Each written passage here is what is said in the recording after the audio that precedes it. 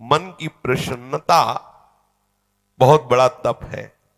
हर समय मन को प्रसन्न रखना बहुत बड़ी साधना है, बहुत बड़ा लाभ है, जिसका हर समय मन प्रसन्न रहता है।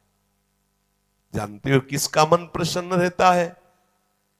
जिसका मन प्रभु से अपनापन कर लिया है। मन को सदैव प्रसन्न रखना है तो भगवत संबंध से ही मन प्रसन्न रह सकता है। ये मन चंचल क्यों रहता है, अशांत क्यों रहता है? ये जितना विषयों का चिंतन करेगा, जितना नाशवान परिवर्तनशील वस्तु व्यक्ति स्थान का संबंध स्वीकार करेगा, उतना ही जलेगा, उतना ही अशांत रहेगा, उतना ही चंचल रहेगा। त्यागात् शान्तिरनंतरम, जितना ये सब वस्तु व्यक्ति स्थान का राग त्याग करेगा, उतना ही शांत हो जाएगा, उतना ही आनंदित हो जाएगा, उतना ही प्रसन्न हो जाएगा। मना प्रसादः, यदि आप मन को प्रसन्न करना चाहते हैं तो किसी भी व्यक्ति वस्तु स्थान का इसे संबंध न रख ले पावे, ये सावधानी रखना। और होता क्या है, बोले चलो मनोरंजन करते हैं, कहां? किसी व्यक्ति में, किसी वस्तु में, किसी स्थान में, किसी द्रव्य में।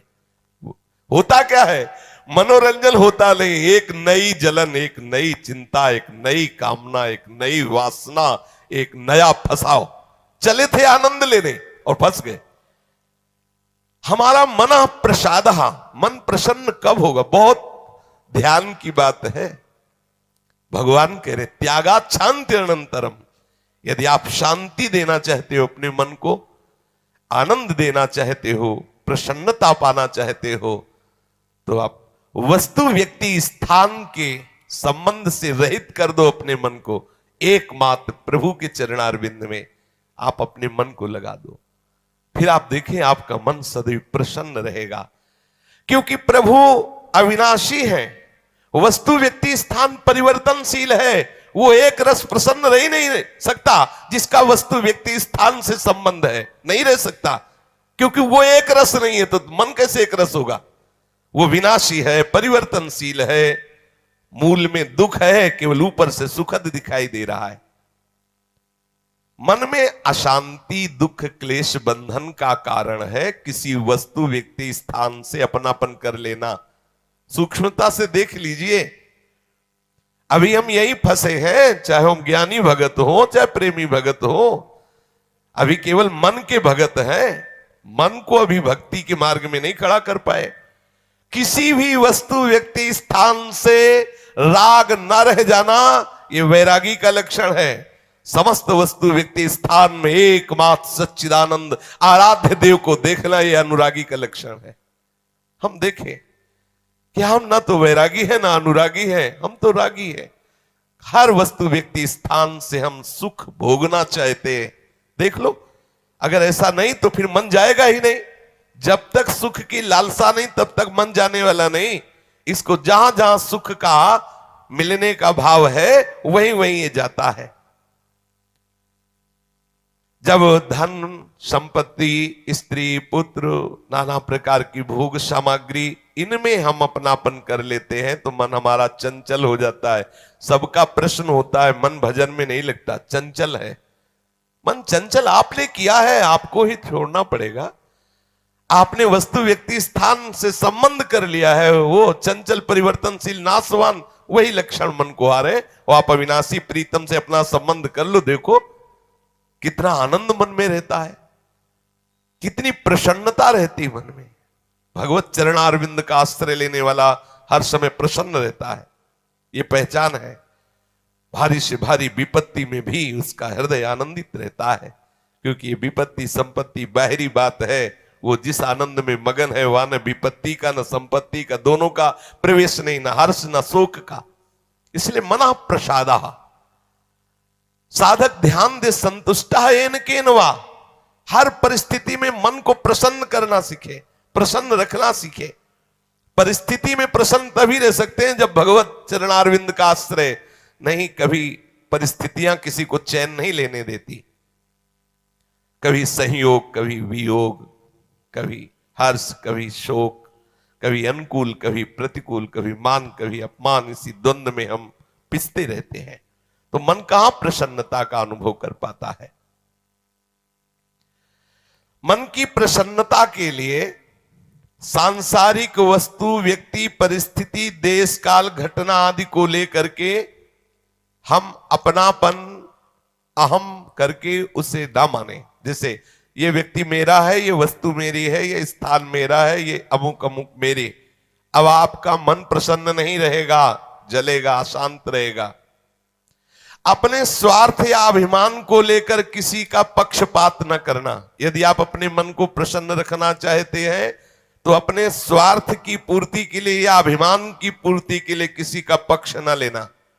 किसी का मंगल करने के लिए, किसी को आनंद प्रदान करने के लिए हम भले सलाह दे दें, लेकिन अपना अहंकार पोषण करने के लिए, अपने स्वार्थ की पूर्ति के लिए हम पक्षपात न लें। नहीं, हमारा मन प्रसन्न नहीं रह पाएगा। मन को सदा दया भाव से युक्त रखे, क्षमा भाव से युक्त रखे। दूसरों को कैसे हम सुख पहुंचावें, ऐसे मननशील बने। सदैव सुख देवे को चाव चित, सब सोहित निष्काम। सबको सुख पहुंचाऊं लेकिन किसी से सुख पाने की लालसा ना हो, मन प्रसन्न रहने लगेगा। मन में जब दूसरों के हित की भावना होती है तो प्रसन्नता का प्रादुर्भाव होता है। और सदैव मन को प्रसन्न रखने के लिए थोड़ा भोजन पाना सीखें, कम बोलना सीखें, कम सोना सीखें और सदैव भगवान नाम जपना सीखें। अखंड प्रसन्नता आ जाएगी। मानते हैं प्रारब्ध के अनुसार शरीर रोगी हो सकता है, परिस्थिति प्रतिकूल आ गई, संसार ने तुम्हारा त्याग कर दिया, लोग निंदा करते हैं, लेकिन आप प्रसन्न रहेंगे क्योंकि आपने बहुत बड़े करुणा निधान आनंद समुद्र प्रभु का आश्रय ले लिया है। उस आश्रय में जो बाधक भाव है उनका त्याग कर दीजिए। अधिक भोजन करने वाला कभी प्रसन्न नहीं रह सकता। और बड़ी विचित्र ये जिह्वा है, ऊब गए भगवान। रोज से पवाओ, लेकिन रोज नए नए पदार्थ, पेट बढ़ता चला जा रहा है, मांस पेशियां बढ़ती चली जा रही, कब्ज बढ़ती चली जा रही है और जिह्वा खाते खाते बूढ़ी होने जा रही, फिर भी और खाओ और खाओ। पता नहीं कब तक खाओ खाओ खाओ। भोजन पर साधक ध्यान दे, नहीं तो आनंद का जो विषय मन की प्रसन्नता है वो आप नहीं धारण कर पाएंगे। बोले हित परमित भोजी, थोड़ा सरल, स्वाद रहित, स्वास्थ्य वर्धक, सतोगुणी भोजन पाया जाए। स्वाद रहित भोजन बहुत आवश्यक है भजन मार्ग में, बहुत आवश्यक। ये अधिक मीठा, चटपटा, खट्टा, ये वो सब कामोत्तेजना पैदा करता है, कब्ज बनाता है, मन को चंचल करता है। कई तरह के भयानक ऐसे दोष जो हमारी साधना में हानिकारक है। पक्का समझ लीजिए, ये अनुभूत बात कहते हैं। भोजन जितना सरस होगा, भजन उतने चौपट होगा। पक्का समझ लो। ये भोजन बहुत घातक वस्तु है, बहुत घातक वस्तु है। साधक इस बात पर ध्यान दे, ये भोजन हमें मारे डाल रहा है। हमारा जीवन भगवत प्राप्ति के लिए है और ये आज पा लिया, वो पा लिया, ये गुलाब जामुन, ये लड्डू, ये वो, बस बुद्धि में विचलता, भगवत चिंतन रहित और नाना प्रकार की वासनात्मक खेल की कामनाएं, कल्पनाएं, ये भोजन के कारण। बहुत आवश्यक है भोजन सुधारना। भोजन नींव है परमार्थ की। जैसा खाओ अन्न वैसा बने मन। तो मन प्रसाद कैसे प्राप्त होगे, क्योंकि आपका भोजन ठीक नहीं है। बहुत सावधान, बहुत सात्विक और नियमित परमित भोजन हमें मन प्रसादा स्थिति में निश्चित निश्चित प्रतिष्ठित कर देगा। दूसरा, नित्य में एकांत सेवी। उपासक को चाहिए कि कम लोगों से मिलने का स्वभाव बनाए। सत्संग सुना या गुरुजनों के पास बैठकर जो प्रश्न उत्तर हुए, बस चुपचाप एकांत वास करने का अभ्यास होना चाहिए। हर समय हम किसी से बात करते रहे, हर समय हम किसी से मिले रहे, हर समय कोई हमारे समीप रहे, तो हमारी अंतर्मुखता नहीं हो। भले वो हमसे बात न करे, लेकिन हमारी अंतर्मुख वृत्ति में वो बाधक हो जाएगा। इसलिए साधक को चाहिए कि वो एकांत सेवी बनने का स्वभाव बनाए, ज्यादा किसी से बात नहीं कर। वैसे बात करने का नियम तभी रखना चाहिए जब कोई आपसे प्रश्न करे और प्रश्न का उत्तर आवश्यक है देना, उत्तर देने से उसका मंगल होगा तो ही बात करें, नहीं ना करें। बहुत कम जीवन है हमारा, बहुत कम समय है। हम अगर व्यवहार प्रपंच की सत्ता को सत्य मानकर केवल यही हमारा कर्तव्य है, यही ऐसा व्यवहार का निर्वाह करना, तो हम भगवत साक्षात्कार कब करेंगे? कब हमारे हृदय में वो अखंड प्रसन्नता, कब हमारे हृदय में वो अखंड विकलता भगवत साक्षात्कार की होगी? और बोले वाणी से हितकर मृदु वचन बोले, एकांत सेवन करे और नींद भी एक नियमानुसार करे। स्वल्प निद्रा विहारा, स्वल्प सोने का समय बनाए। 24 घंटे में 5 घंटे बहुत है शयन करना, बहुत है, मतलब बहुत हो गया 5 घंटे। 6 घंटे तो उनको जो बहुत शारीरिक श्रम करते हैं, 7 घंटे मतलब खत्म।